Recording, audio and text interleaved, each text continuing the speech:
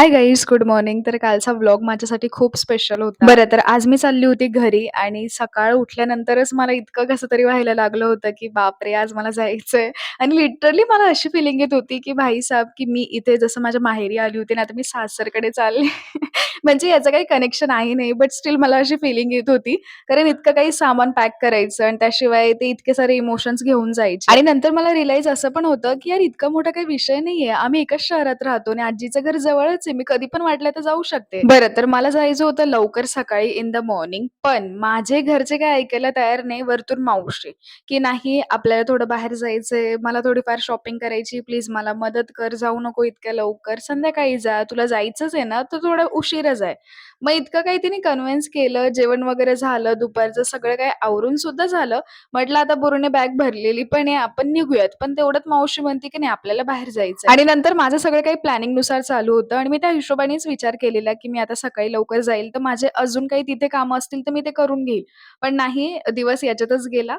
तिच्यासोबतच मग मी अंबिकाला गेलेली, कपडे वगैरे ती बघत होती. त्याच्यानंतर मग तिला तिकडचं काही आवडलं नाही, तर मग आम्ही Zudioला पण गेलो. हां, तिने एक कुर्ती घेतली, बट तिला इतकं काही शॉपिंग करता नाही आली तिकडनं. देन आम्ही Zudioला गेलो आणि साइड बाय साइड मी पण इकडं माझं बघत होती, की मला काही आवडलं तर मी घेईल आणि माझ्याकडनं येलो कुर्ती नाहीये यार. मी खूप दिवसापासून विचार करते, की मी येलो कुर्ती घेईल, माझ्या वॉर्डरोबमध्ये त्याला ॲड करेल. बट ते पॉसिबलच नाही होत. आता ही मला एक आवडली होती, बट नंतर मग मला तिच्यामध्ये पण खामिया दिसायला लागली. सो मग मी ती पण नाही घेतली. त्यानंतर आम्ही Zudioला गेलो. मावशीने तिकडे पण कपडे बघितले. तिला आवडलं सो तिने घेतलेले आणि नंतर मग मला भूक लागून गेली होती. सो मी तिला बोललेली, की आपण काहीतरी खाऊयात. मग ती तिकडे घेऊन गेली आणि तिचा सँडविच फेव्हरेट आहे.